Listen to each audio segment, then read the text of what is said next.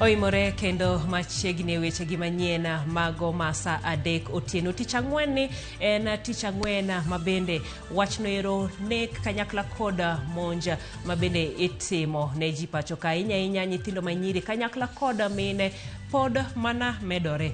Penjo maduong' ni to gin okenge mage mowinjo bed ni keto be dibed ni weche mag chik okti kata okti kodgi makare e kaw ne jogo eko mabende timo timbe ma anjao machalo koda mago mano kaluwore koda lipode mabende poda medore ahinya e jumani ewi nek kanyakla koda monj makamago. Kopogore koda mano mendi ka en tich ang'wen wabedo koda chenro marwa mar mine wacho kawuono wang'iyo kanyero sir mago mabende dwarore e ohendni ahinya mago menda kanyakla kod lokruok mabende gisekelo e ngima johala mopogore opogore. Bobedo kod wendowa kantiere e studio wa ma Kisumu. Kata kamano gisani wantiere gi weche mopogore ma waikoni to magi ema wamiyo pek.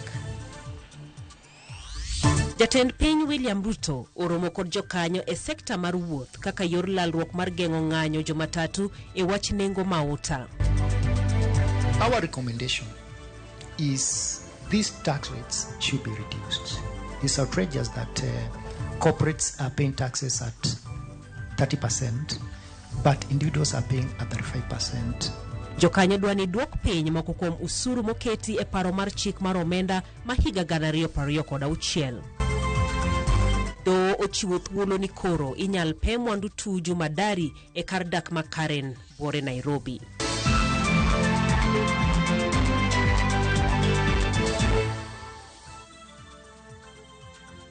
Bede koda nyaka giko iluonga ni Jailieta jaloko marwa en Belinda Phillips ote magibende warwako lai maroma ote machok ma en 23690. Jatend piny William Ruto bagoromo kod jodito manie lai mag weche mauta pachoka kod jodito mag sekta wuodhe e boma ma Mombasa kendo lalruok dhi nyime mar tieko weche ng'ur ewi nengo mauta manyocho nyuolo ng'anyo pachoka. Walter Nyambaga nitiere gi mathoth. Bang' duogo kowuok e piny Azerbaijan kod Kazakhstan, kendo yudo lipot mar ng'anyo mapek manyobagi kod jo Kenya e sekta mar matatu ka gikwedo meto mar nengo mauta pachoka, jatend piny William Ruto ochuno bedo kod romo mapiyo e kod kuku mar jodito manie lai mag weche mauta to kod sekta mar wuodhe kendo timo lalruok e boma ma Mombasa. Romo mapoya no ochwe kom kod jatend piny William Ruto wuon, jodito mag EPRA, migawo mar teko, migawo mar wuodhe, migawo mar omenda kanyakla kod mano mar arita, jodito e sekta mar wuodhe e kind jodito mamoko. Romono geto yudo duoko mar tieko ywaruok mag ng'anyo mamulo pek mag nengo mauta kod ng'anyo moseneno pachoka e chak jumane. Telo mamoko mane oseloso kod Ramogi TV motelne romono ma Mombasa to koni ok ne giyie bedo kod luoro kata mana buok mora mora kod sirikal to gibiro chung motegno manyo ratiro kaluwore kod pek mag nengo mauta. Magi timore ka kweth maketo sirikal tesre to oketo jatend piny William Ruto e tago maliet ka gikone jatelo no yande odhi mana toyo ngona e pinje ma oko ka jo Kenya winjo matek pachoka kaluwore kod pek mar bech mauta. Romo no biro mana ndalo 2 bang' jokanyo e sekta mar matatu lando ni gichungo ng'anyo mana kuom juma achiel mar chiwo thuolo ne lalruok bang' romo mane gibedo godo motelo kod jatend migawo mar teko Opiyo Wandayi to kod mar arita kwe Kipchumba Murkomen. Walter Nyambaga, Ramogi TV. Riwruok mar jogo kwan mano ISPA kachiel gi weg bengi Kenya Bankers Association okwedo paro chik mar timo lokruok e osuru mijuogo jopiny kata pay as you earn manyien ka giwacho ni mendi dhi medo jopiny osigo mapek. ISPA kod KBA onyiso komiti mar od bura mochung'ne omenda mondo lok paro makamano kendo duoko piny osuru mag pay gi atamalo 5. Okang' ma giwacho ni dhi miyo jopiny fuong'ruok tiego uchumi gi bilion 42 kachiel gi chugo thuolo mag tije manyien maromo 36,000. Jafwambo marwa Chris Owino oluoro mono kendo losonwa report makama. E romo mokwongo mar kawo pach jopiny kod jolony ewi paro mar chik mar omenda mar 2026, jogo kwan kod weg bengi okwedo medo osuru ma ijuogo jopiny kata pay as you earn nyaka atamalo 35 ka giwacho ni okang' makamano dhi hinyo oganda jo Kenya. I like to tell you about my background. I'm a lecturer by profession. I get students. Back in the day, we were encouraging them. graduate, get a blue-collar job with the Big Four, get with a bank, get with this big organization. But nowadays, when we engage them in that conversation, they tell you plainly, if I get employed, I'll be taxed heavily. And for that reason, we are robbing the country of the bright minds that should be taking these blue-collar jobs. ISPA kod KBA onyiso sirikal mondo duok piny osuru mar pay as you earn gi atamalo 5 ka gilero ni okang' makamano dhi keto pesa e ofuko mag jopiny kendo miyo gi thuolo mar kawo hola e bengi, chako chenro mag dongruok kaachiel kod tego ochumi gi bilion 42 kaachiel kod loso thuolo mag tije manyien 36,000. So our proposal in summary is when we apply the 5% across all the bands, we are moving the tax-free rate at the moment when you apply the relief to be at 30,000 Kenya shillings. And then also what we are asking is the highest pay-as-you-earn rate for individual income earners ought to be at 30%. Kagiloso e nyim komiti mar od bura mochung'ne omenda, ISPA kod KBA wacho ni sirikal ok nyal juogo jopiny osuru mar pay as you earn e atamalo 35 e kinde ma kembe madongo ma pacho kae to ijuogo atamalo 32.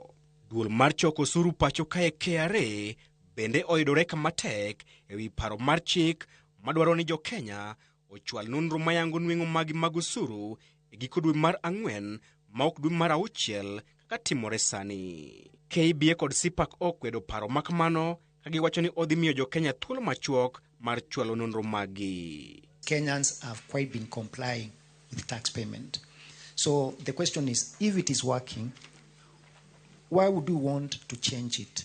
Besides piling pressure on taxpayers, the shorter period might also result into errors. Midhiero mag KRA odhi nyime e kinde mar riwruoge ariyogo oseyo paro mar chik mar miyo Commissioner General mar KRA teko mar ng'ado bura e wi kwan osuru ma japiny onego chul bang' yudo ler e wi mwandu magi kowuok kuom ji mamoko kaka kembe magi mag tich. ISPAC wacho ni Commissioner General mar KRA nyalo tiyo marach kod teko makamano e sando jopiny. The commissioner can issue an assessment based on rumors or a newspaper report or some people shouting on the streets and saying so and so has got so much money. That is still third party. This proposal can be abused because it doesn't provide any safeguard at all, Chair. Jakom komiti mar od bura mar omenda Kuria Kimani oseo jo-Kenya mafuong'o miriambo e wi paro mar chik manyien ka oramo ni onge osuru manyien ma omed e paro mar chikno. People have been asking me, why are you adding taxes on Mitumba? And there is nothing like Mitumba tax on this particular bill. Why are you having tax on blood bags? There is nothing like blood bags. ISPA kod KBA bende okwedo paro mar keto osuru mar VAT e wi chenro mar oro pesa kokalo e simbe mag ong'we yamo, chiemo mag jamni, apiko mag stima, kaachiel kod simbe mag ong'we yamo ma olos e pinje maoko. Riwruok mar jogo kwan pacho ka ISPA kaachiel kod jolony e sekta mar weche mag bengi KBA okwedo paro mar chik mar miyo Commissioner General mar KRA teko mar ng'ado bura e wi kwan mag osuru ma japiny onego chul, ka giwacho ni teko makamano inyalo tiyogo marach e sando oganda jo-Kenya. Chris Owino, Ramogi TV, Nairobi. Riwruoge makedo ne ratich oganda e bwo mabul mar okoa uchumi koro sayo piny owacho kod ten migawo mar omenda ka gikoni budget ma shillings trillion 4.82 ma hik omenda 2026-2027 moketi dhi medo kelo pek ne oganda jo-Kenya. Efi Nyakidi nigi ler mar siganani. En gino ma pod medo nyuolo paro kowuok kuom oganda kaachiel kod jokanyo e sectors mopogore opogore ahinya to tok ten migawo mar omenda yango kendo pedho budget mar shillings trillion 4.82 mar hik omenda 2026-2027. E romo margi, riwruoge makedo ne ratich oganda e bwo mabul mar okoa uchumi okwedo moko kuom kidienje budget ma kamano ka giwacho ni ponono opuodhe biro dwaro ni piny owacho medo osuru mabiro medo pek ne oganda jo Kenya. Waneno ka budget medo doko maduong' to meno keto pressure maduong' sana kuom sirkali mondo odwarane ushuru or taxation. Koro pressure mar sirkali en budget giseketo buko chopo 4.8 trillion. To pesa midwa finance kod budget ni jopiny mondo bedni golo. To waneno ka jopiny koro chopo kuma koro gi all. Achikoro taxes ok nya dok chien. Gisiko gimera na taxes.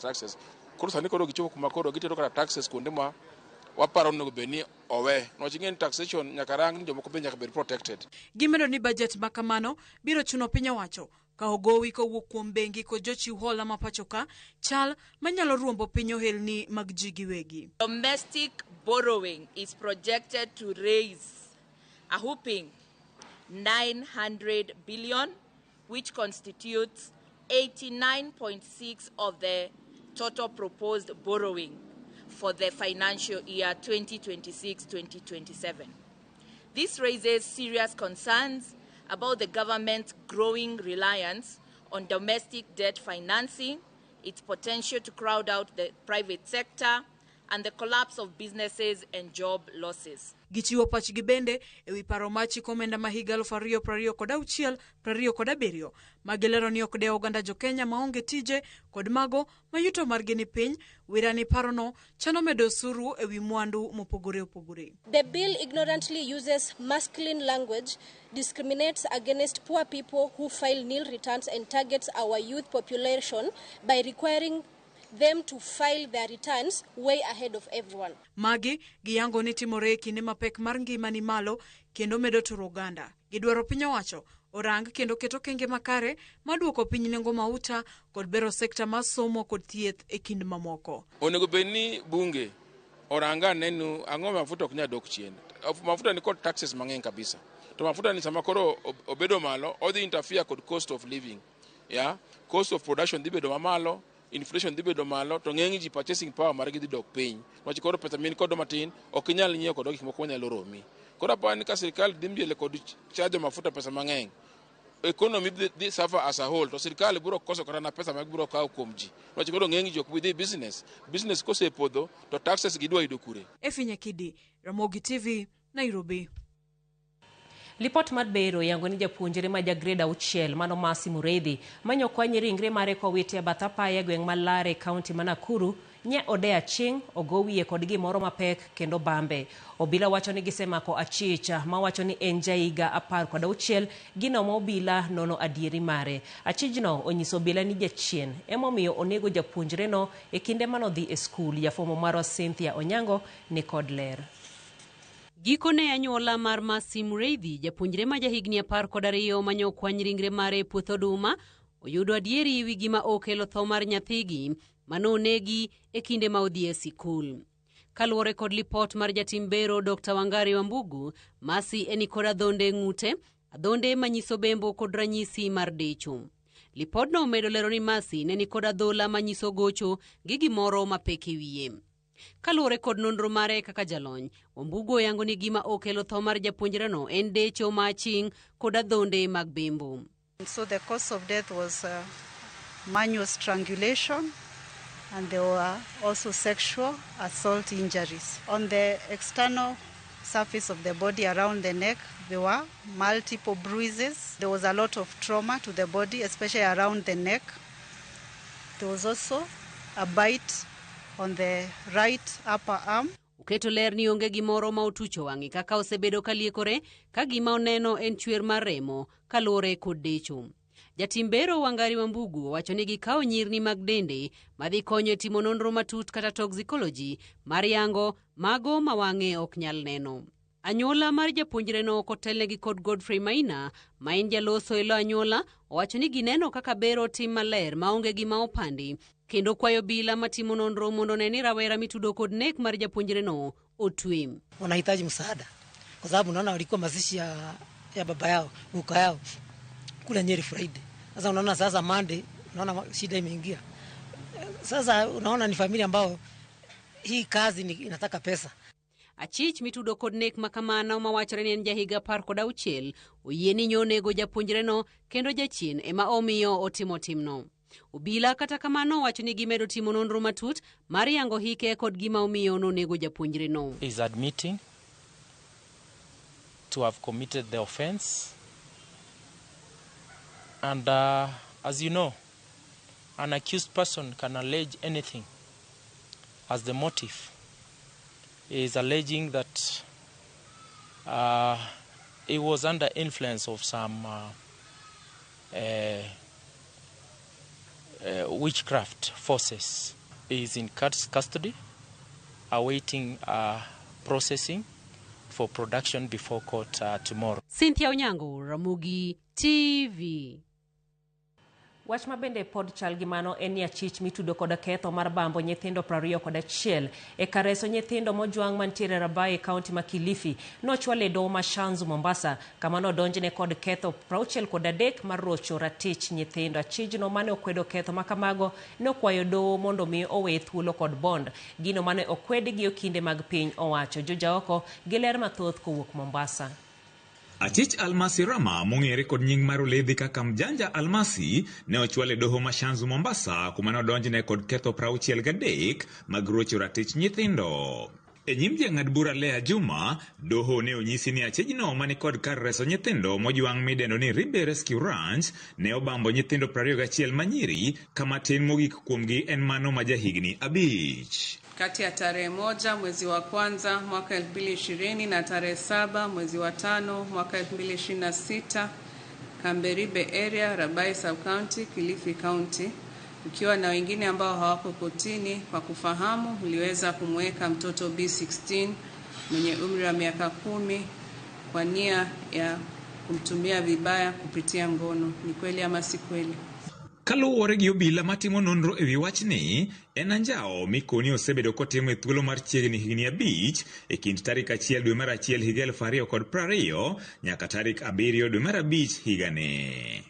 E burano, okil mar piny owacho ne okwayo doho mondo mi kik weye kod rambun kolero ni nonro margi yango ni kwan nyithindo moserocho ratichgi ni malo mohewo 21 ni mar moko giseyango ni nitiere e ute thieth. Other facilities where the victims were rescued: Kiembeni, Julda, Makirunge, Bamburi, Taguzi.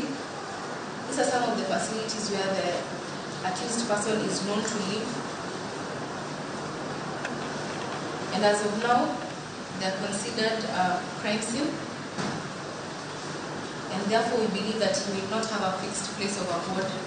Ne bende onyiso doho ni kowe thuolo to nyalo lal miru ni mar chal ni otiyo kanyakla gi joket mwandu mawuok e pinje maoko mosebedo kasire e tayo kituono.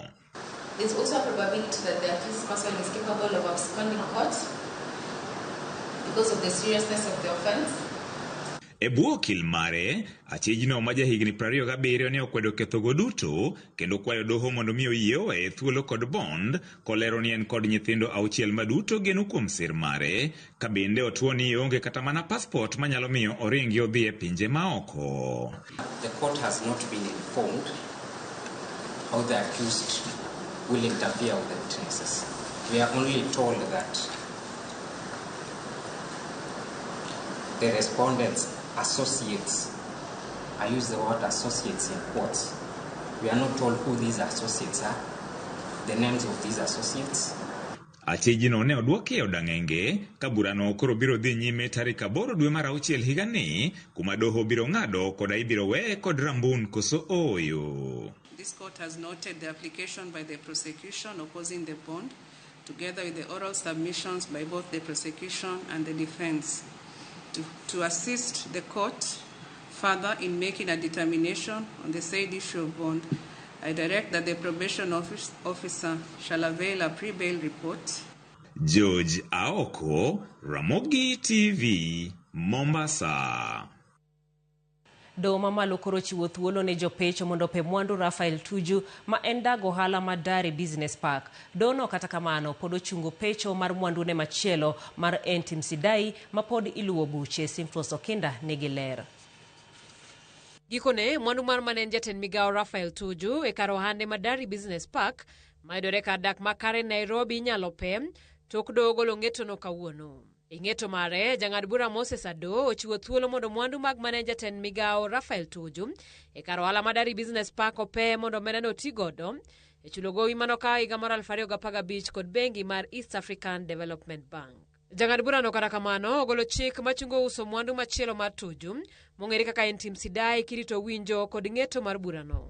Kao kamano Tuju onyisi ni nyaka opedhi maromo shillings milion 50 ei thuolo ma ok okalo ndalo 30 ma kao kamano to mwandu no bende idhi pe. Higa mar 2015 jaod bura machon no noolo gowi mar keto mwandu e kar dak makare Nairobi. Gowi makata kamano wachore norem chulo kaluwore kod winjruok margi kod bengi. En gima nomiyo bengi no donjone do e piny UK e higa mar 2019 kama nomiye thuolo mar ng'wano mwandu no mar kar ohala mar Dari Business Park ma Tuju notweyo e hola no ng'eto manorwaki kod do ma pacho ka. Kata kamano, higa mar 2024 Tuju nodhi e do mar chungo kik pe mwandu ne mantiere Karen kod moro e apaya Mangong. Parni dwe mar adek higani Tuju nogol gi thuoni mwandu ne no kod apisas mag obila kod jopecho mawachore nor kod wuon mwandu no manyien. Gino ma Tuju nokwedo kosiemo sirikal molero ni emane siro mondo mwandu mage ope gima nochuo miyo lal kendo duogo nyiedhore tok seche 24. Tuju oramo ni nitiere jomoko mani kod mbi ma olap dhogi chwer ne lope no kolero ni gowi no nodwaro chulo to bengi manodagi kendo nodhi nyime gima e mwandu. En gima koro keto Tuju kama tek kalero ni jogo manochano peyo Dari Business Park koro nyalo dhi nyime. Simfrozo Kinda, Ramogi TV.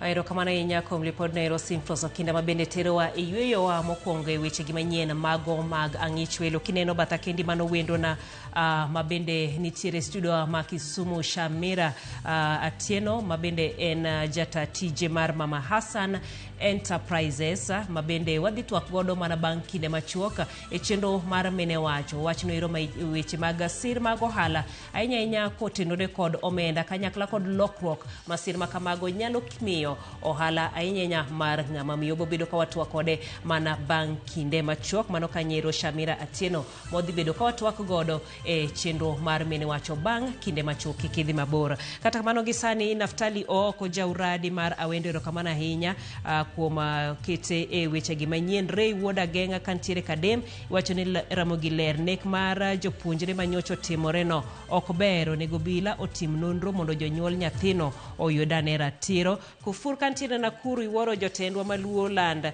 yuare kar mondo girew onagi kanyakla kaka jakom ne oweyo weche kama chielo en ote mari mano kanyero Jackie Nyamodi ero kamana inya kuom ote ni ibeni wacho ni weche mag wachnek mar Masi Mureithi no ero en gima lit kabisa. Iwacho ni piny ka ruto cases mag bembo gi nek mag miyo nyaka yode ng'ama biro reso wa mano penjo maduong' mabende ji mathoth nitiere godo ahinya gi kinde macholo kod aminde. Wadhi e yueyo machoka waduogo gi weche manyien mamoko kanyakla kod twak marwa mar mine wacho.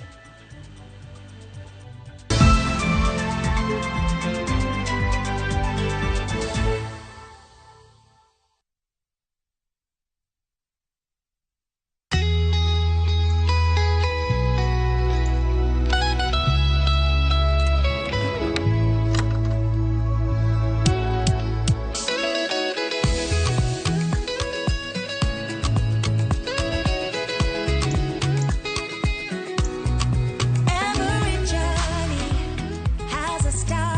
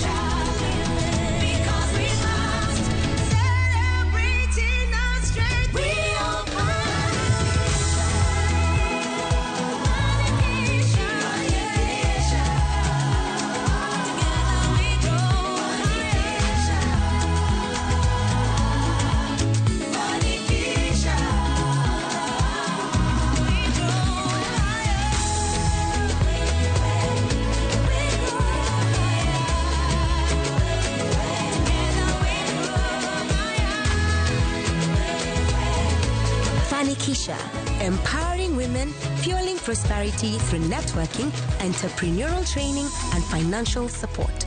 Start your Fanikisha journey with Equity today. Ngima okiot. Yawagi wachoga ni piny nyalo goyi boxing. Jot manigi geno mar dak e ngima maber. Ja pesa en ng'ami pako kata koso. Ora tingti mani wangelando. Chakre koso rent 30,000 kura yudo kanye sane. Nyaka kweo jirani sukari. Nyako chia ijoga ka. Ijoga ka ena yani pokanyisika. Thank you. Chenro mora mora mipango lokre to bedo chandruok maduong'. Chief dhi nadi kono. Chief dhi kako dwaro to bende pod obiro mana dhi kako dwaro no. Wuogi osiepe mariek to gi jirende makelo kisran. Ine jalwet nyako chia. And those crazy ideas must just come from. Nyiero to ok kosi en nyarko chia. Tich abich, saa 1:45 otieno.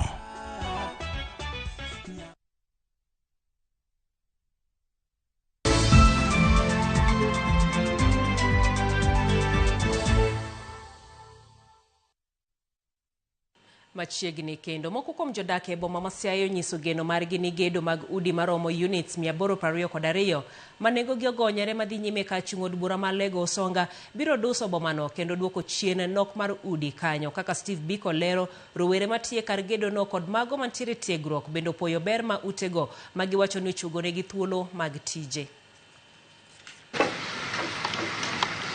Mae chal mar boma ma Siaya. Kaudi machon mag mabati moti nenore chuny boma tir. Kata kamano, geno koro nitiere mar miyo Siaya sura manyien kalure kod gedo mar unit 882 mag udi ma nengogi ogonyore. Gedo mar udi gi dhi kelo sura manyien e town ma Siaya. Nitie gimiluongo ni landmark. Nikech Siaya ka ma gorofa wadhi mar gorofa mar 15. Utegi nigi lony manyasani, gin gi lift. Utegi nitie kaka osewacho, nitie skul e iye ka, nitie swimming pool, nitie clubhouse, nitie stalls mwadhi gero negi. Lokruok odhi kelo mang'eny e town ma Siaya. Kijende mang'eny koro bedo busy ka. Koro giyudo pesa ma ok ginyal kwelo nikech wang'eny kae kaka katu wang'eny. Kijende ng'eny moingo kata jok ma ikgi ni malo. Koro mano to oseduoko timbe manjore piny nikech giyudo kumoro ma giyude pesagi. E chak higani, piny owacho nokelo chenro mar ndiko jopuonjre manie tiegruok mondo oyud lony kata internship program kuom thuolo mar higa achiel. Gino magiwacho ni oseloko ngimagi kendo miyo gi lony mar tij lwedo. Kae kwabire, gik mani kae thothgi gin gik mar practical.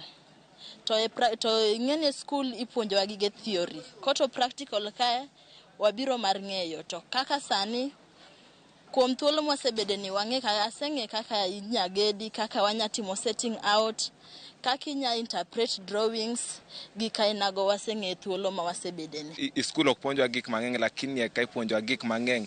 Kata ka biro dok skul August kucha, abiro wok knowledge matin, abiro puonjo osiepena moko kata jopuonjena moko gima puonjwa ka mondo adokgo. Kata gima serikal nochako ni. Serikal odhi mbele gi gedo. Moko kuom wakeini kod johala e boma ma Siaya bende lero kaka chenro mar gedo no oseloko ngimagi kendo chuogo negi thuolo mag tije. Ikanonwago bang' wik timiyi en pesa maber. Iyudo ka kichiemo ichulo ot ikonyogo nyithindo dhi sikul. Koro wamedo na joma mine moko ma deluor ni mjengo ka watimo tije moromre kodwa, ipangi kumoromre kodi, kuma tek ok terie, ti kumoromre gi miyo. Koro ok wane ni gi buling moro ok wane ni wan gi tich matek. Koro wato waheri makamoro dibed to encourage to ni gimedwa moko. Aneno kosejiwa ahinya kendo an gi kinda pile ka pile takwayo mine mamoko nuwawoguru oko bet ok kony bet ok kel wawoguru oko kanyakla mondo wanywak tich mondo warire wakonyre go utewa. Kalure kod meneja mochung' ne gedo kae, chenro ni igeno ni biro rumo e giko higa ni kanyaka sani osechopo atamalo 47. Lego Usonga Affordable Housing oting'o units 882. Koro project ni kama wasechope atamalo 47 kendo wan gi geno ni ka igene orumo project ni wadhi tieko. E kinde magedo mar udi manengego gonyore, ochiko kama rume kar ting'o bura mar Lego Usonga kae, mokum jotije kae, kaachiel kod jopiny, onyiso geno margi ni udigi biro tieko nok mar udi e boma ma Siaya, kalore kod kwan mamalo mar ji mamedre piny maru. Steve Biko, Ramogi TV, Siaya.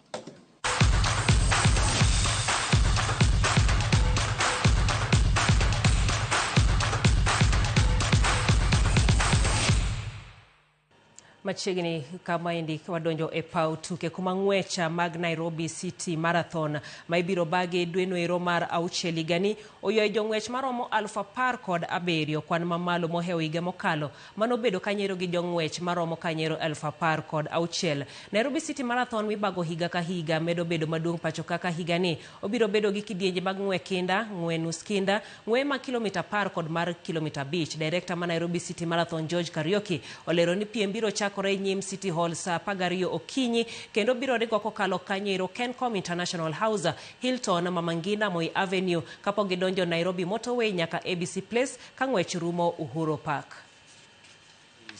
To reach the level of these major marathons like London, New York, Boston, and Chicago, and the others. And we have the capacity because the interest from the public is there, and we have the athletes. And of course, the support from the private sector and also the government is behind that, and we want this thing to grow. Next year, we are shooting at maybe 30,000. The only thing the problem could be facing is the narrow roads, but we want to see how we are going to start that to ensure that if we get the 30,000, then the roads will be ready to accommodate everybody. Jotugo mano prabicha motelo ne tukego eko mag UFAC Region East Karate Championship mibiro bagi kin tarik 28 nyaka tarik 31 dweni e lak manyayo Indo Arena boma ma Nairobi. Kano wuoyo gi jofwambo jakom mar riwruok matayo tuke karate pacho ka Midusa Richard Binga, tim Kenya osechako timo ikruok margi e boma ma Thika motelo ne tukego mayoyo pinje 11. Kapten mar Kenya komachielo olero ni gin gi geno ni gibiro bero duoko margi ka girango thuolo mokwongo mopogore gi thuolo mar ariyo mane gitieke higa mokalo e piny ma Ethiopia. Tugi mabiro bedo kuom ndalo 4 nigi kidienje ma kadet, nyithindo gi joma dongo. 23rd Senior 16th Junior 8th Cadet Championship last year We've selected our team, which is comprised of 50 athletes, and the championship has 3 divisions, that is junior, cadets, and seniors. So we finalized the selection last week, Saturday, and the team has started camping in Thika. So we look forward to good performance as they are under very technical coaches that we have.